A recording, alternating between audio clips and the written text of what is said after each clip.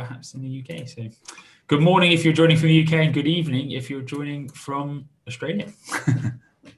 So I'll wait a little bit for people to join before we get going. And we're currently missing one panelist at the moment. So waiting for Simon to join. He's had a bit of problem with his email address. We had a bit of a mix up, but I'm sure he will be joining. Leslie is on the case, and so we'll get started in 30 seconds or so. Very good. Well, Natasha, Greg, Matt, thank you so much for joining. I hope you've had a suitable Australia Day week. Lots of celebrations. Yeah, thanks, Elliot. And usually this time of year, my mum Wendy is over there working with ABS and really enjoying Australia Day in London. So we're sad not to be over there this year, but I'm so pleased that you've put these webinars on for us to still be engaged with our UK market. Thanks so much. Matt, some celebrations for you? Yeah, celebrating with grapes, mate. We're in the throes of the Hunter vintage, and you know, these days, Australia, you're really well and truly into it. So yeah, it was fun, of course, and we always market with a few celebratory beers regardless, but yeah, plenty of grapes to keep us entertained. Fantastic. And so now we have Simon masquerading as Matt, but I will rename. Evening, Simon. Sorry, unmute. Nice to see you. How you doing? Hey, good. You need to unmute yourself, mate. You're good. There we go. How you doing, mate? How am I doing? Yeah, how you doing? We're just talking. Oh, yeah, sorry, I've just got your sort of, yeah. You're looking great, mate, without that mo as well. Looking fantastic. Right, it was just getting too long. I had to go. It had to go. Getting itchy, getting food. Yeah, getting itchy, exactly. And then yeah, it was. But I'm a bit ashamed now because it's been snowing, and I could do with a bit of facial fuzz to keep the face a bit warmer. Anyway. I'd be flaunting it, Elliot, because if I could grow one half as good, I'd be wearing that every day. Oh, thanks, mate. Very kind. So thank you all so much for joining. Perhaps we just go do a quick introduction to each of you or introduce yourself, a bit about the winery and where you are based in Australia. So Tash, Greg, let's start with you. Oh, wonderful. Well, we're in Rutherglen, northeast Victoria, so 3.5 hours drive north of Melbourne. And beautiful region. We're on the Murray, right near the Murray, but we're also close to the mountains, so we get amazing, beautiful, warm, long, dry growing seasons, and then as well just beautiful, crisp, cool, cold winters. So yeah, we think we're in a pretty special part of the country. I'm the 7th generation. Last year we celebrated 145 years of family business. And Greg and I have 2 little boys, so we're looking to the future as well. So yeah, that's about us. Fantastic, Matt. I'm up here in the Hunter Valley. Our brand is much newer. I'm the 1st generation, so we're about 10 years old as a brand. I've been in the industry for about 20 years. Our brand's a little bit unique here in that we also have a presence down in Canberra as well. So our production is very much split across the Hunter. We're working with Semion and Shiraz, and then down in Canberra and Hilltops, which is, around the nation's wonderful capital down there. Very contrasting, climates and soils and those types of things to deliver us really different wines. So down there, we're working with Riesling and Shiraz, and yeah, I guess, we're a brand with a bit of a split personality in that way, but quite a diversity of style in what we do. So, yeah. Thanks so much. And Simon? Yeah, I guess, we've been going for about 20 years in the Barossa now. Corey, Ryan and myself are, I guess, the founders and still the current owners of Sons of Eden. Our mission's been to make wines that the Barossa produces to a world standard. So your classics from the Barossa Valley, Shiraz, Grenache, Mourvedre, and then in the higher country up in Eden Valley, Riesling in particular, but also Shiraz, a cooler climate style of Shiraz. Everything's, we take pride in looking after everything from the vineyard through to the bottle. We manage about 12 vineyards, got about 14 different growers.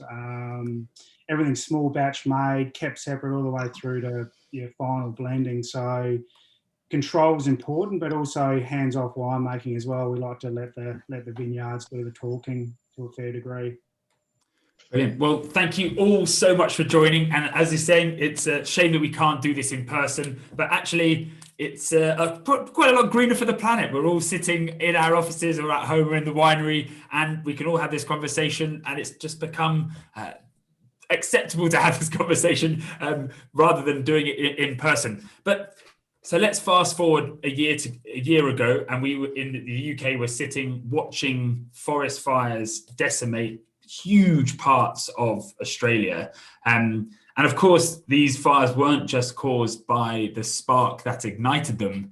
They're caused by compound years of drought, lack of rainfall, and of course that few degrees increase and the obviousness of climate change. Let's start with, were any of you directly affected by the fires, both your wines or otherwise? Yeah, for sure. We lost pretty well our entire crop in the Hunter.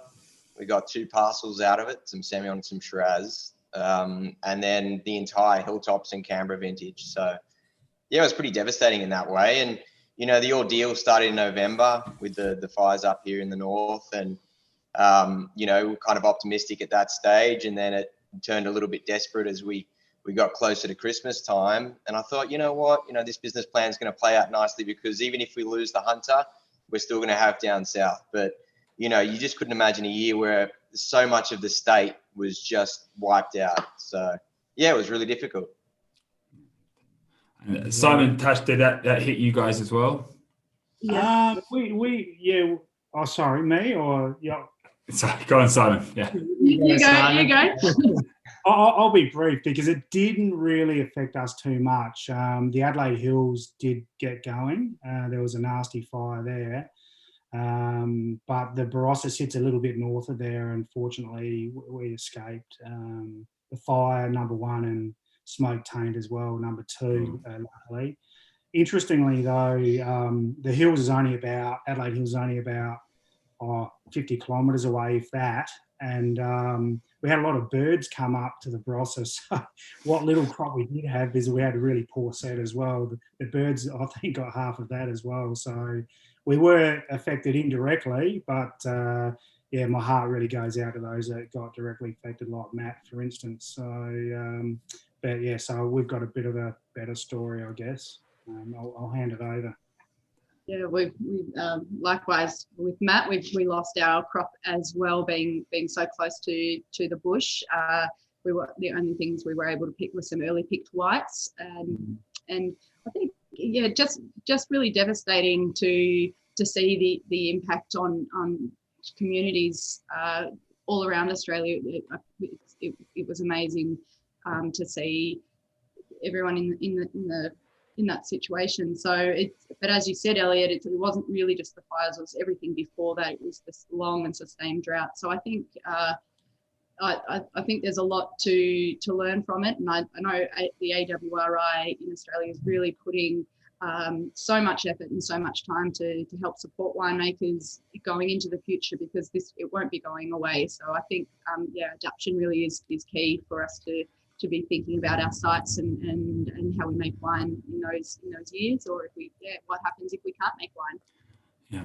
So let's rewind a little bit to before the fires, and let's hope that never happens again to that extent. But one thing that we can't protect against is immediately is the increasing temperatures within each one of your regions. And pretty much all of you are growing wines in marginal climates. They are the bit ripening in balance is always going to be a tricky situation. So things like, let's go to you first, Simon. In Barossa, at Barossa Valley, winemakers have for often years chased park points for big, bold award-winning wines, but often these award-winning wines, I always we sat with Ernie Lowson once, and he said, whenever I want to end a dinner party, I bring out a Parker 100-point wine from either Napa or the Barossa, because no one wants to finish it. Although the first sip is delicious, no one wants to finish it. So what have you consciously done in the Barossa to fight against the quicker ripening varieties and to change your style to become so elegant, which is certainly a hallmark of your range? Yeah, certainly. It's a really good point you make. I don't think there's many winemakers that are chasing that style today in the Barossa particularly, and probably in Australia in general, but we can do it. But really for us, it's picking earlier. It's having the vines in balance, having plenty of canopy, and trying to pick the fruit when it's in balance. So the sugar, the flavour, the acidity is about right. So for example, I'll take Shiraz as a case in point. So if we pick it earlier, we have some nice vibrant blue fruited characters. If we let it go, it gets into sort of darker red, denser sort of characters, and then can sort of move in towards more raisin sort of style, which is the old classic Parker sort of style. So it's all about, for us, harvest date. We do a lot of work in the vineyard as well, so we can mitigate it a little bit against extremes in temperature, for instance, using irrigation management, canopy control, like I mentioned earlier. So there are some tricks in our toolbox. They're most definitely that style. We're definitely not on that path. We got off that road quite a while ago. So it's definitely not something that we're looking for. Sons of Eden's never gone down that path, and we actually were happy when we didn't get huge Parker points. We were happy with about 95 out of 100. But if you got 100, then you've done something wrong almost. It was sort of nearly a poison chalice, if you know what I mean. It's a weird one, that one, but that's just from my perspective. Yeah, of course. So, So Matt, in the Hunter, you've got a slightly different problem in the fact that your growing season is a little bit shorter. So what do you have to do to make sure that everything, physiological ripeness, acidity, and sugar, are all coming together as one? Yeah, I guess it's a very different climate and area to the Barossa, but similar sentiment that Simon kind of shared then of our approach, that we're really just looking to secure against the most extreme events like heat waves. So canopy management, leaving the western side of rows down, to protect fruit, irrigation, et cetera, and a lot more use of like sunscreen type sprays, which are really quite inert products, which is lovely. I mean, they look horrendous to see. It looks like you've gone through and sprayed the vineyard with white undercoat or something, Like when Mum puts it on you in the beach, you're like, Mum, exactly. Don't get it. Yeah, exactly. But the results are actually incredible. I mean, the problem we have around temperature and ripening is that when you're hitting those extremes, ripening actually doesn't happen naturally. And really, you're only getting sugars climbing up through dehydration. That's absolutely something we don't want to see. No. Beyond that, stylistically for the Hunter, there probably was a period in the early 2000s where as a region we were looking to the Barossa and chasing points a little bit and leaving grapes out there too long. And, it's really pleasing in recent years to see the majority of us really just acknowledging that Hunter Burgundy style of Shiraz, that made the region famous in the 60s and, under legends like Carl Stockhausen and Tyrrell's and the rest of it. But, so picking earlier while the fruit's really vibrant and fresh. So, yeah. I think what's interesting about that is, Rutherglen's similar, and I know I still have a lot of customers coming to Cellador saying, "Oh, I was here 30 years ago. Where are those big, bold Rutherglen reds I'm used to?" And actually, the answer is most winemakers have gone on that journey of making more balanced, more elegant wines. But it's interesting how those reputations are enduring, of big Barossa Shiraz or a big Rutherglen Durif, or and so it's quite interesting how the reputation stays there, but actually the winemaking techniques have moved on. Yeah. Yeah. And it sounds like a bit of a theme like that Simon and Matt are touching on here too, which is trust the science and invest in some sound viticultural techniques and a bit more innovation on that side of the house. I mean, water security is always going to be a thing down here in Australia, and so it's similar to Simon and ourselves, particularly on that front, kind of having to rely on some very slim pickings there. It all comes down to how well you can manage your vineyard system all the way through to that balanced quality wine. Not just saying vineyard management. So viticultural techniques, of course, leaf plucking is one thing, but replanting. I see the labels behind you, Greg, Tash, are Tintoreriz and I can't do it. Is it Alvarinho? So great varieties that we wouldn't immediately necessarily associate with Australia. So managing your vineyard, sure, for the harvest, but managing your vineyard in terms of what stock you're planting in your vineyard is another thing. So do we think that in Rutherglen we're going to start to see the great varieties that your father planted, Tash, that were certainly very forward thinking at the time, that are very much better suited to the warmer climates and retain a lot of acidity? Great varieties like Arinto and Talvage that you might see in southern Portugal becoming a little bit more fashionable because of their style rather than the great variety soft brand. Yeah, absolutely. And I'm just so excited about it. I feel really lucky that Dad did plant those varieties, but he planted them for a stylistic reason, wanting to make his own unique Australian vintage port. And he never made a table wine from them. And so here we have this amazing resource in the vineyard that with our dry seasons and sometimes, the heat waves, we've just discovered that these varieties are so well suited to our site. So I'm really excited about that. And also customers coming in, they're asking for these wines now, and they want to try, and they've heard about them. So certainly in the region and surrounding regions as well, winemakers and we're having those conversations. I've had other wineries ask me about them, say, I'm thinking of planting this. What has been your experience? So. Nice. I think that will only grow in Australia, making sure that what you have in your vineyard is properly suited to your site. And we planted the white varieties in 2015 and in the Antarctica last year. So it was a bit of a gamble, but we saw that the reds did so well. So it made sense to think that the Portuguese whites did well.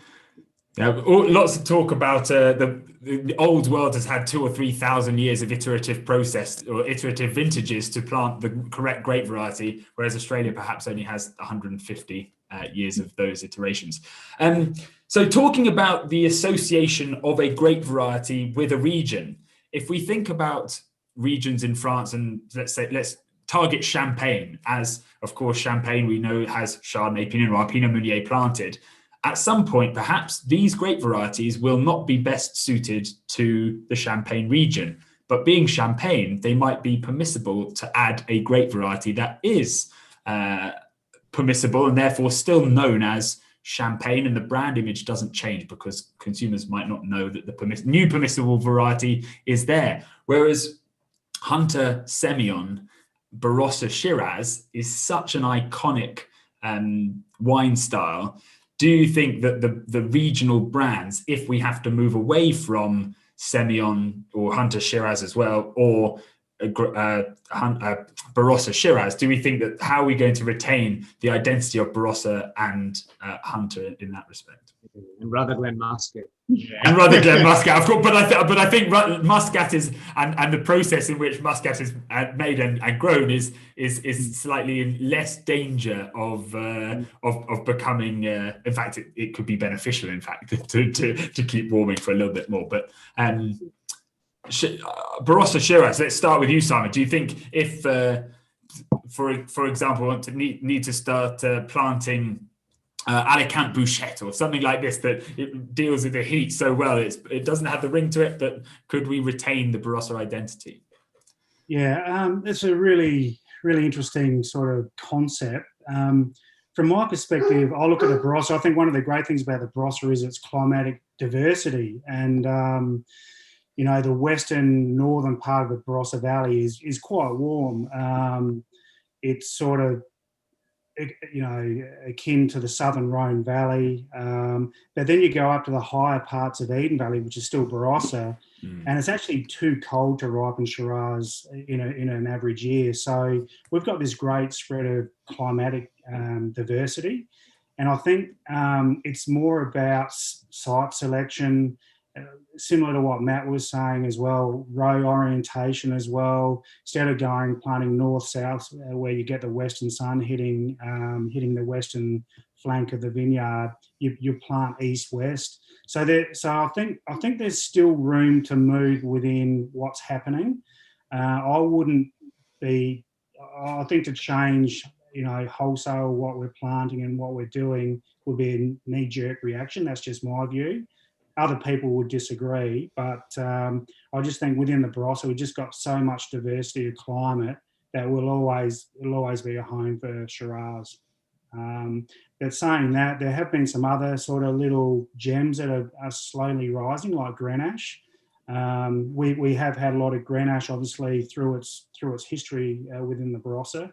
In the early days with fortified winemaking, but that variety in particular suits the hot conditions very well. So we're starting as a region to exploit that a little bit more particularly this last decade. Very good. And Matt, I think Shiraz might be more at risk than Semion in terms of its sustainability, but both tied so closely to the region.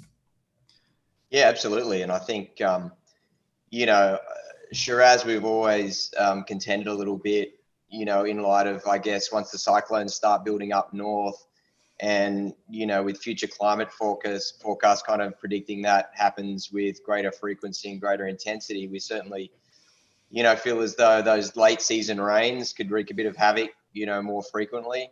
But it's just so hard to predict the index of how things play out because, I mean, we've just come off. I mean, you touched on it talking about how we arrived at the bushfire season. We're talking 4 years of horrendous drought. I mean, going into that year, I saw for the first time foxes and rabbits drinking water out of dripper lines in the middle of the day, vines dying. I've never seen vines die to drought up here. You know, it really was horrendous. And you know, sure, you could get more rain, but also there's dry spells going into it. So, you know, it's really quite unclear as to what may or may not happen. In terms of Semion, you know, I think that's proved itself over the years to be probably one of the best adapted or suited varieties to the climate here. And even having warmed a degree or so, I think stylistically Semion probably hasn't been compromised in terms of regional identity, and there's probably even more space within that just to evolve the style further. And in fact, it kind of pushes the style forward in terms of progressing toward innovation around things like skin contact, etc., because you're actually, you know, gaining greater phenolic ripeness and sugar ripeness to carry a little bit more work. So, you know, there's always opportunity with these challenges. Having said that, you know, there's certainly, you know, lots of plantings of newer, more emerging varieties here. Tempranillo as an alternative to Shiraz, early ripening, thick skins, you know, seems to perform pretty well here. Fiano, those types of things. But I guess from my point of view, being so single-minded about Semion and Shiraz, you know, I'm pretty optimistic that we'll adapt within it for quite some time. Very good, and it's that's great to hear that there's longevity in the styles. And Tash, coming to you, the like it or not, well, the South Australians would certainly not like it, but Victoria certainly used to be the state for making wine. It's much more vastly planted than South Australia was. Perhaps over the last few years, South Australia has muscled its way into perhaps the dominant force of Australian wine. But do we think that as the grape varieties, the Portuguese grape varieties can become more popular, Victoria could segue itself back into #1 spot for wine production, and the dawn of stickies become back again? It's interesting. Actually, Muscat has been having a resurgence, and that just pleases me so much because the fortifieds just mean so much to me.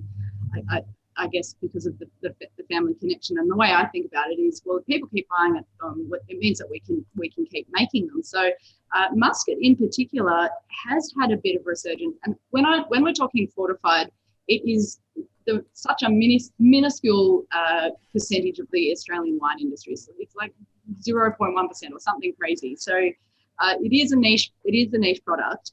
And I think with this idea of tradition, and yes, we've been making them for generations, and the Grands and Rares have wine in them that my great grandfather made. There's opportunity to be creative and for it to be exciting, and you don't have to throw out tradition in order to just to be modern. It's not one or the other. I think there's a lot of scope for fortified wineries in Australia making beautiful fortifieds to rise to the occasion, rise to the challenge of getting the message out there, because the only way for us to keep making these amazing wines is if people keep buying them. So that's certainly a focus for us going forward over the next year or so, is telling the story better, getting people as excited about these as we are. And so we're really, it always feels like we've got one foot in each camp. One where we're kind of almost, I guess, similar to Simon and Matt, where they're nailed to defending and really maintaining these amazing varieties and adapting to the climate's being thrown at us. We're kind of, really sort of very gracious to be taking on this multi-generational business and product like aged Muscat that does take multiple generations just to nail those blends and that age factor that makes Muscat so great. But then on the other hand, having this sheer freedom to plant these new varieties and create new styles, and it's almost like sky's the limit, and we just see sheer opportunity for what new varieties we might be able to play with and grow in the future years. So in answer to your question about is Victoria going to be take back the crown of fortified production, I think anyone new coming into the industry, fortifieds aren't the wine that people become winemakers or wine business owners for. So we like having that. We love having that conversation with other winemakers and consumers, and there's so much scope for it, I think. Yeah. The local joke here is that we're in because there are only 19 wineries in our area, and we're in cooperative competition with each other. Cooperation, yeah, nice. The scale of the Australian wine industry between even Simon and Matt's regions, ours combined, there's just this sheer brilliance of wine stars we're able to produce in our unique climate. So I see it more as like a complementary to other styles being done in other regions, as opposed to a competition for tons. Yeah, that's it. Well, Matt's not only got the competition of winemakers in his area, he's also got the competition of winemakers from South Australia wanting to sell the wine cellar door in your next door as well. So, James, is there any other innovation that you see within your region that you think, oh, that's a bit left field, or oh, that's a great idea that you might not want to adopt yourself, but you see it coming, and things that other people are trying?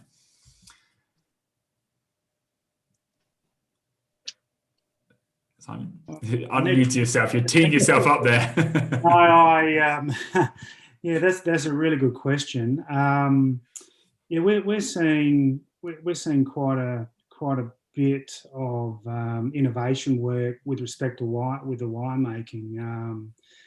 Lower alcohol wines, zero alcohol wines. They're really more consumer driven, but there's the opportunity there to follow what the market is wanting or demanding. So there's a bit of that going on.